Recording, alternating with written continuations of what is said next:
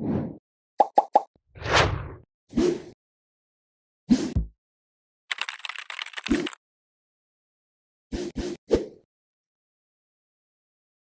a gente começa a sessão 19.11, onde a gente vai falar sobre a expansão adiabática de um gás ideal. Então, como o próprio nome da sessão já diz, o nosso objetivo aqui é ver, basicamente, o que a teoria cinética dos gases tem a dizer sobre os processos ditos, então, adiabáticos. Lembrando-se que no processo diabático não há troca de calor. Essa é a peculiaridade aí dos processos denominados diabáticos. Só para enfatizar, o processo diabático, o Q é igual a zero, e a variação da energia interna, então, é igual a menos o trabalho. Isso aqui proveniente, como sabemos, da primeira lei. Para a gente assegurar que o Q é igual a zero, a gente pode efetuar o processo de uma forma muito rápida. Então, processos que são efetuados de maneira muito rápida, eles não têm tempo hábil para trocar energia. Então, o processo em si torna-se, por definição, um processo diabático. E a outra maneira de você fazer isso também é isolando bem termicamente o recipiente onde você vai, então, realizar esse processo. Então, se você tiver um ambiente fechado, isolado, não há troca de calor entre o sistema e o ambiente, logo, a quantidade de calor que está ali, então, confinada no seu recipiente é constante, de forma que a troca de calor é igual a zero e a expansão também é diabática. Então, só enfatizando. Então, dito isso, vamos analisar então o processo adiabático, considerando então inicialmente aí um recipiente isolado. Então vamos dar uma olhada na figura 19.15. Então essa figura ela mostra aí o nosso recipiente. Como a gente pode observar, esse recipiente está isolado aqui, então existe um isolante térmico aqui, que faz então com que esse gás aqui não troque calor com o meio ambiente. Então a expansão então adiabática que vai acontecendo à medida que eu vou retirando esses pesos aqui de cima do êmbolo. Então eu vou retirando esses êmbolos de cima do meu êmbolo, acontece então o processo, o êmbolo começa a subir e isso é feito sem troca de calor. O isolamento ali impede a troca de calor, de forma então que a gente tem então um processo adiabático. À medida que esse volume vai aumentando, o que a gente observa é que tanto a pressão quanto a temperatura, elas vão então diminuindo.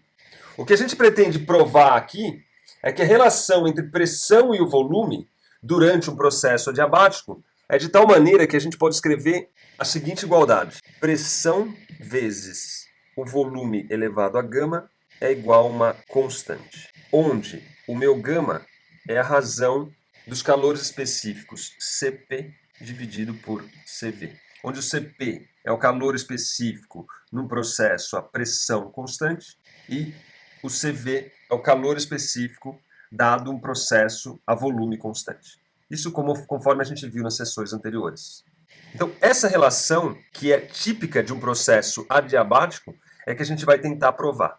A pressão vezes o volume elevado a gama é uma constante. Isso basicamente quer dizer que se você tiver um processo adiabático, então a sua pressão inicial vezes o volume inicial elevado a gama vai ser igual à pressão final vezes o volume final elevado a gama. Visto que P vezes V elevado a gama é uma constante, dado qualquer tempo, PI vezes VI elevado a gama é igual a PF vezes VF elevado a gama. Então, esse vale a pena enfatizar. Então, essa expressão, ela nos dá qual é a relação entre a pressão e o volume dado um processo adiabático. A pergunta natural também que a gente pode fazer é como é que é, então, a relação entre a temperatura e o volume.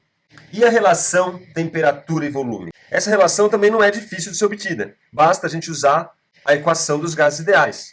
Então, fazendo uso das equações dos gases ideais, nós temos que PV é igual a nRT, o que implica, então, que o meu P é igual a nRT sobre V.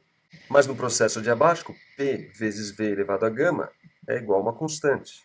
O que implica, então, que nRT sobre o volume, que multiplica o volume elevado a gama, também é igual a uma constante. Ou seja, T vezes V elevado a gama dividido por V, nada mais é do que uma constante sobre NR, que também é uma constante. Então, posso chamar isso aqui de uma constante linha, uma constante qualquer. Só estou trocando aqui minha constante anterior por uma outra constante. O que implica, então, que T, que multiplica V gama menos 1, se atente que isso aqui dá nada mais, nada menos do que V elevado a gama menos 1, e isso aqui é uma constante. Vale frisar aqui que essa constante aqui não é exatamente igual a essa constante aqui. Ela é dividida por NR. Mas, de qualquer maneira, dado um processo adiabático, a gente pode escrever também que a temperatura inicial vezes o volume inicial elevado a gama menos 1 é igual à temperatura final vezes o volume final elevado a gama menos 1. E isso aqui também é típico de um processo adiabático. Então, a relação entre pressão e volume em um processo adiabático é dado por P vezes V elevado a gama igual a uma constante, onde o gama é a razão entre o calor específico, a pressão constante, e o calor específico a volume constante. E a relação entre temperatura e volume é que a temperatura inicial vezes o volume inicial elevado a gama menos 1 é igual à temperatura final vezes o volume final elevado a gama menos 1. Isso enfatizando para processos adiabáticos. Um exemplo onde esse processo ocorre é quando a gente abre, por exemplo, uma garrafa de champanhe ou outra bebida gasosa. Então vamos dar uma olhada aqui só rapidamente. Na parte superior da garrafa, nessa região aqui, a gente tem uma quantidade aí de gás, que é basicamente uma mistura de dióxido de carbono e vapor de água. A pressão interna do gás aqui, ela é maior do que a externa, de forma que quando a gente abre a tampinha, essas moléculas, então, que estão numa pressão maior, elas executam um trabalho, né, empurrando aqui as moléculas que estão na proximidade aqui para fora. Então, as moléculas internas, que estão numa pressão maior, quando nós abrimos a tampinha, elas exercem aí um trabalho sobre as moléculas da atmosfera que estão ao seu redor. Agora, como sabemos, a variação da energia interna, pela primeira lei da termodinâmica, nada mais é do que Q menos o meu W. Esse processo é um processo muito rápido, que acontece aí em frações de segundo, de forma que a troca de calor é praticamente zero e o Q tende a zero, sendo então esse tipo de processo um processo adiabático. Então, note o que acontece. À medida que você abre a tampinha, as moléculas então aí de vapor de água e de dióxido de carbono, elas exercem um trabalho sobre esse gás. A energia para elas poderem exercer esse trabalho vem da energia interna que elas possuíam. Então elas tinham uma energia interna, você abriu essa energia interna, foi convertida em trabalho. Lembre-se que a energia interna ela é proporcional à variação de temperatura. Se a energia interna diminui, a temperatura final ela é menor do que a temperatura inicial, porque o ΔT também é negativo, né, diminui a temperatura. O que faz, então, com que parte dessas moléculas, né, e átomos que estão sendo expelidos aqui, eles se condensem, né, virando pequenas gotículas aí, que são, então, expelidas para fora quando você abre. Então esse é um típico processo aí adiabático, onde nós temos, então, uma variação muito rápida, um processo acontecendo muito rapidamente, de forma que a troca de calor é igual a zero, e o trabalho que é, então, realizado vem, né, da energia que é, então, tomada da energia interna dos gases. Bem, dito isso, vamos agora, então, trabalhar um pouco na prova dessa relação, então, aqui. Então, o nosso objetivo agora é, de alguma maneira, demonstrar que P vezes V elevado a gama é igual a uma constante. Então, essa é a segunda parte aí dessa seção. Então, para a gente demonstrar que P vezes V elevado a gama é uma constante, a gente começa analisando aí o experimento onde nós temos um êmbolo aí isolado, contando sobre ele aí um número de esferas. A gente vai então começar a retirar essas esferas daqui, e o que a gente vai observar então é que esse volume vai aumentar. A gente vai fazer isso de tal maneira devagar que o meu V ele vai para um V mais dV. Então, processo aí de variação de volume, e a gente está olhando uma variação infinitesimal. Então a gente remove algumas esferas de cima desse êmbolo, permitindo então que esse gás ideal empurre para cima esse êmbolo e naturalmente também as esferas que estão restantes. Isso faz com que o volume aumente de V para dV. Como essa variação do volume é pequena, a gente pode supor que a pressão do gás sobre o êmbolo ele permanece constante durante essa variação. O volume varia tão pouco que a pressão exercida sobre o êmbolo a gente pode considerar constante. Então, P é uma constante. De forma que a variação do trabalho, então, pode ser escrito como sendo um P vezes dV. Esse é o trabalho infinitesimal executado sobre o êmbolo para levar ele de V para V mais dV, de um volume V para um volume V mais um infinitesimal dV. Agora, pela primeira lei da termodinâmica, a gente tem que a variação da energia interna é igual a um dQ menos um dW. O processo em questão é um processo adiabático, de forma que não há troca de calor, o que implica, então, que a variação da energia interna é igual a menos o trabalho, ou seja, a variação da energia interna é P dV. Agora, lembrando das aulas passadas, a energia interna nada mais é do que a energia cinética média das moléculas que constituem o meu gás, que nada mais é para N moles dado por 3 meios de nRT. A energia cinética média para um átomo é 3 meios de kT, onde o K é a constante de Boltzmann, e para N moles, nada mais é do que 3 meios que multiplica nRT. Só para enfatizar aqui, ó, 3 meios de kBt para um átomo. Se eu quero um número x de átomos, que é dado por n vezes o número de Avogadro, eu tenho isso vezes 3 meios de kBt, o que dá, então, se atentando que Na vezes Kb é igual a R, me dá exatamente a energia cinética média de N moles, 3 meios de nRT.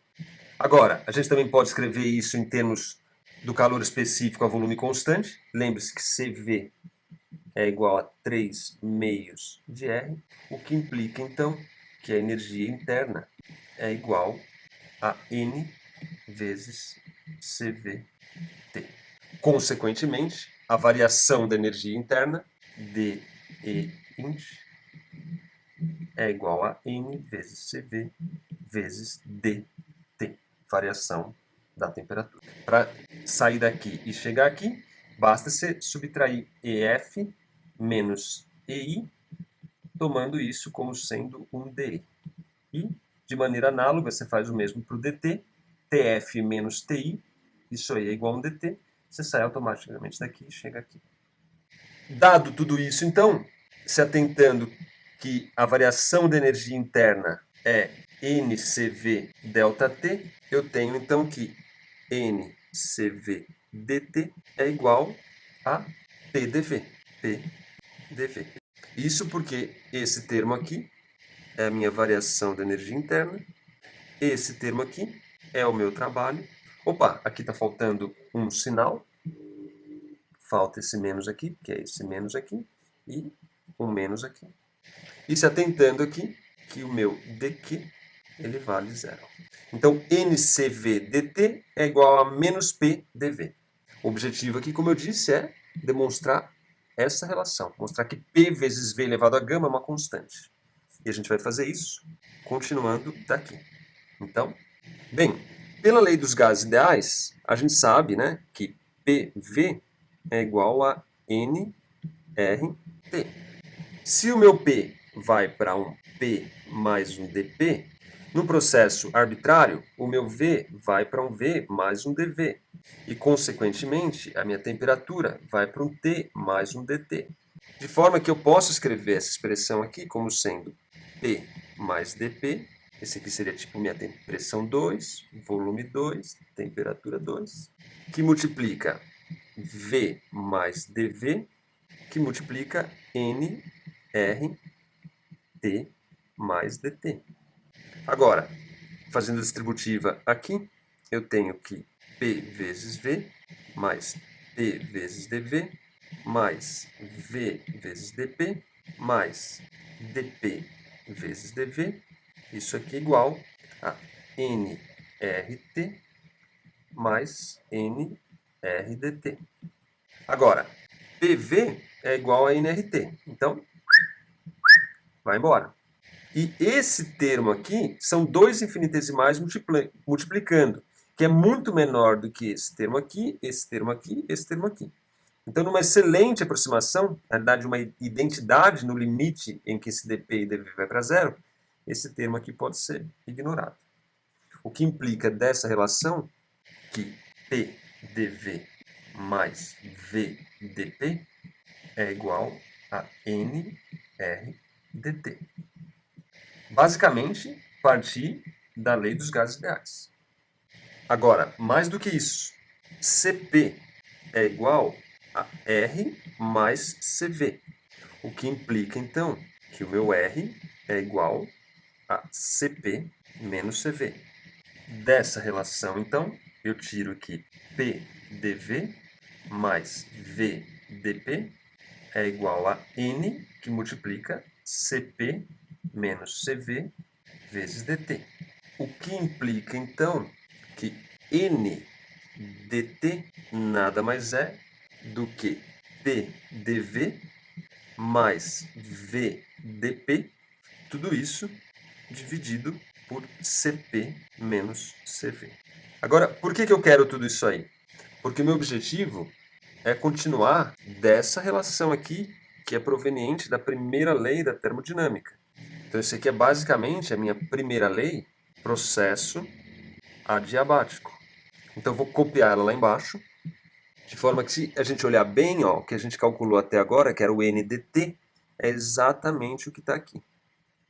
Ou seja, dessa relação aqui, eu posso tirar aqui NDT é igual a menos P sobre CV, que multiplica dV, que por sua vez é igual, então, aqui ó, a P dV mais V dP sobre CP menos CV. Agora eu foco nessa igualdade aqui, pego basicamente esse termo multiplicando aqui, esse termo multiplicando aqui, de forma então que menos CP menos CV, que multiplica P vezes dV, é igual a CV, que multiplica P dV mais V dP. Fazendo a distributiva novamente, a gente vai ter então menos CPP dV mais CVP dV, e desse lado direito, CVP dV mais CVV dP. Daqui, esse termo aqui cancela com esse, o que implica então que VDP é igual a menos CP sobre CV, passei dividindo, né, esse CV aqui, que multiplica P dV. Finalmente, vou chamar o gama de CP sobre CV, o que implica, então, só rearranjando esses termos aqui, que dP sobre P é igual a menos gama dV sobre V. Então, é daqui que a gente vai tirar o que a gente procura. Lembre-se que nosso objetivo é mostrar que P vezes V elevado a gama é igual a uma constante. Para resolver essa equação aqui, eu integro dos dois lados. Integral de dP sobre P é igual a menos gama a integral de dV sobre V. Isso aqui me dá, então, que ln de P mais uma constante, que a integral tem uma constante de integração, é igual a menos gama ln de V mais uma outra constante. Em outras palavras, ln de P mais gama, que multiplica ln de V, é igual a uma outra constante aqui, que nesse caso aqui vai ser a C' menos o C. Exponencio os dois lados, vou ter que E ln de P mais gama ln de V, isso aqui é E elevado a K. Mas esse termo aqui pode ser escrito então como E ln de P, que multiplica E elevado a gama ln de V, que é igual a E elevado a K. Agora, gama ln de V, pelas regras dos logaritmos também, pode ser escrito como ln de V elevado a gama. De forma, então, que no final das contas, o que eu vou precisar resolver é E ln de P vezes E elevado a ln de V elevado a gama, que é igual a E elevado a K. Note que esse termo aqui nada mais é do que uma constante. Finalmente, E ln de P nada mais é do que P. E elevado a ln de V elevado a gama é V elevado a gama. E isso aqui é igual a 1 E elevado a K, que é igual a uma constante, como queríamos demonstrar. Aqui, só se atentando que E elevado a ln de A nada mais é do que igual a E elevado a ln de P nada mais é do que P. E elevado a ln de V elevado a gama é V elevado a gama. Isso aqui é igual a uma constante, isso aqui é igual a uma constante. Sai o resultado que a gente queria provar. Ou seja, dado um processo adiabático, a pressão e o volume, eles obedecem a essa propriedade aí extremamente importante. Isso aqui, então, é processos adiabáticos. Vale frisar aqui, se a gente considerar as expansões livres, elas também são um processo dito adiabático, porém, essas relações não são verdadeiras. Então, aqui nós estamos nos limitando a processos adiabáticos diferentes daqueles da expansão livre. No caso da expansão livre, vale a pena enfatizar, o gás em si ele não realiza trabalho e nem há variação da energia interna do gás. Então, a expansão livre ela é, de fato, muito diferente do tipo de processo adiabático aí que a gente viu acima, em que existe aí um trabalho realizado e a energia interna varia. No caso da expansão livre, se você se lembrar, a variação da energia interna é igual a zero. Então, essas expressões que nós viemos trabalhando acima, que é P vezes V elevado a gama igual a uma constante, e a outra, que é T vezes V elevado a gama menos 1 é igual a uma constante, elas são válidas para o caso de processos adiabáticos diferente daquele das expansões livres. Vale frisar aqui que numa expansão livre, o gás está em equilíbrio apenas nos pontos finais e nos pontos iniciais. Então, como eu disse, né, a gente não pode nem plotar esse processo. O máximo que a gente consegue fazer no diagrama PV é colocar os pontos iniciais e finais. Além disso, como a variação da energia interna é igual a zero, a temperatura do estado final é a mesma do estado inicial. Então, aqui você tem que TF é igual a TI. Diferente dos processos que a gente veio avaliando agora há pouco. No caso da relação pressão-volume, é fácil de mostrar pela lei dos gases que, no caso da expansão livre, então a gente tem que PI, VI é igual a nRTI, a gente tem que PF vezes VF é igual a nRTF, mais temperatura inicial é igual a temperatura final, o que implica então que PI, VI é igual a PF, VF. Essa aqui, então, é a minha relação entre pressão e volume, no caso da expansão livre. Como não há variação da temperatura, o produto pressão vezes volume é uma constante. Espero que eu tenha ajudado. Qualquer dúvida ou sugestão, fique à vontade para escrever nos comentários. Um abraço e até a próxima.